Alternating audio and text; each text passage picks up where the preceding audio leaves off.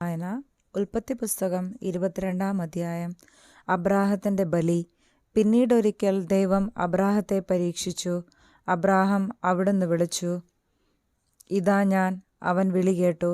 നീ സ്നേഹിക്കുന്ന നിന്റെ ഏകമകൻ ഇസഹാക്കിനെയും കൂട്ടിക്കൊണ്ട് മോറിയാദേശത്തേക്ക് പോവുക. അവിടെ ഞാൻ കാണിച്ചു തരുന്ന മലമുകളിൽ നീ അവനെ എനിക്ക് ഒരു ദഹനബലിയായി അർപ്പിക്കണം.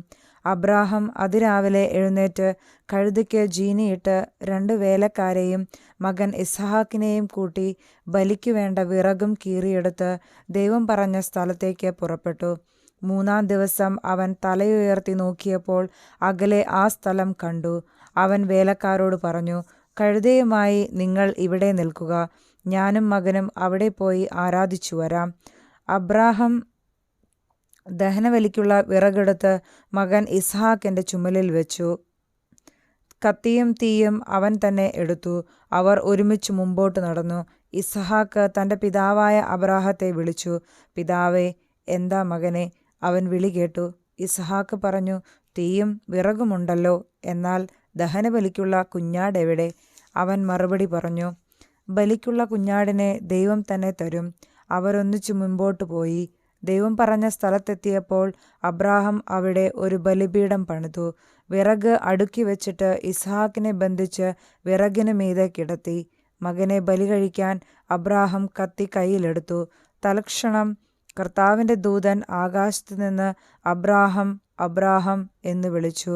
ഇതാ ഞാൻ. അവൻ വിളി കേട്ടു. കുട്ടിയുടെ മേൽ കൈവയ്ക്കരുത്, അവനെ ഒന്നും ചെയ്യരുത്.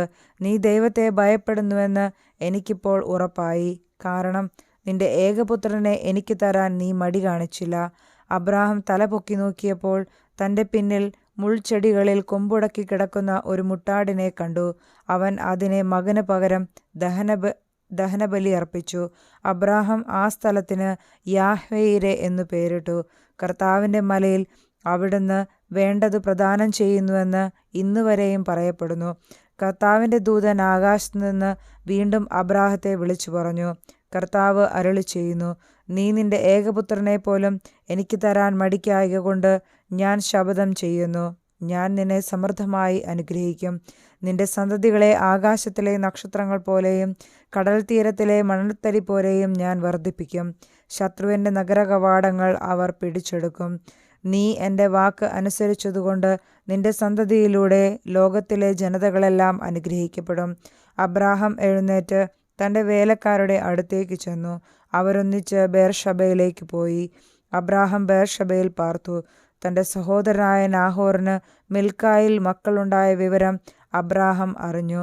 അവൻ മൂത്തവനായ ഊസ്, അവൻ്റെ സഹോദരൻ ബൂസ്, ആരാമിന്റെ പിതാവായ കെമുവേൽ, ഖേസെത്ത്, ഹാസോ, പിൽഷാദ്, ഇദ്ലാഫ്, ബത്വേൽ എന്നിവരായിരുന്നു.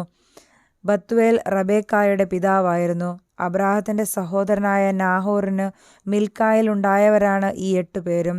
അതിനു പുറമെ അവന്റെ ഉപനാരിയായ റൗമായിൽ നിന്ന് തേബഹ്, ഗഹം, തഹഷ്, മാഖാഹ് എന്നീ മക്കൾ ജനിച്ചു. ഉൽപ്പത്തി പുസ്തകം 23 അധ്യായം. സാറായുടെ മരണം.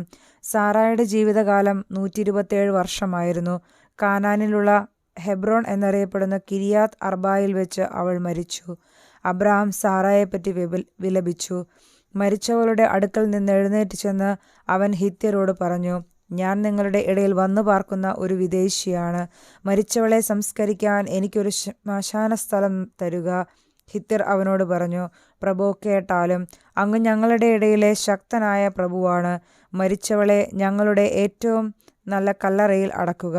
ഞങ്ങളാരും ഞങ്ങളുടെ കല്ലറ അങ്ങേക്ക് നിഷേധിക്കില്ല. മരിച്ചവളെ അടക്കാൻ തടസ്സം നിൽക്കുകയുമില്ല. അബ്രാഹാം എഴുന്നേറ്റ് നാട്ടുകാരായ ഹിത്യരെ വണങ്ങി. അവൻ അവരോട് പറഞ്ഞു, ഞാൻ മരിച്ചവളെ ഇവിടെ സംസ്കരിക്കുന്നത് നിങ്ങൾക്ക് സമ്മതമാണെങ്കിൽ സോഹോറിന്റെ പുത്രനായ എഫ്രോണിനോട് എനിക്ക് വേണ്ടി മധ്യസ്ഥം പറയുക. അവൻ മക്പെലായിൽ തൻ്റെ വയലിൻ്റെ അതിർത്തിയിലുള്ള ഗുഹ അതിൻ്റെ മുഴുവൻ വിലയ്ക്ക് എനിക്ക് തരട്ടെ. ശ്മശാനമായി ഉപയോഗിക്കാൻ അതിൻ്റെ കൈവശാവകാശം നിങ്ങളുടെ മുമ്പിൽ വെച്ച് അവർ എനിക്ക് നൽകട്ടെ. എഫ്രോൺ ഹിത്യരുടെ ഇടയിൽ ഇരിപ്പുണ്ടായിരുന്നു. ഹിത്യരും നഗരവാതിലിലൂടെ കടന്നുപോയ എല്ലാവരും കേൾക്കെ അവൻ അബ്രാഹത്തോട് പറഞ്ഞു, അങ്ങനെയല്ല പ്രഭോ, ഞാൻ പറയുന്നത് കേൾക്കുക. നിലവും അതിലുള്ള ഗുഹയും എൻ്റെ ആൾക്കാരുടെ മുമ്പിൽ വെച്ച് അങ്ങേക്ക് ഞാൻ തരുന്നു. അങ്ങയുടെ മരിച്ചവളെ അടക്കിക്കൊള്ളുക. അബ്രാഹാം നാട്ടുകാരെ കുമ്പിട്ട് വണങ്ങി.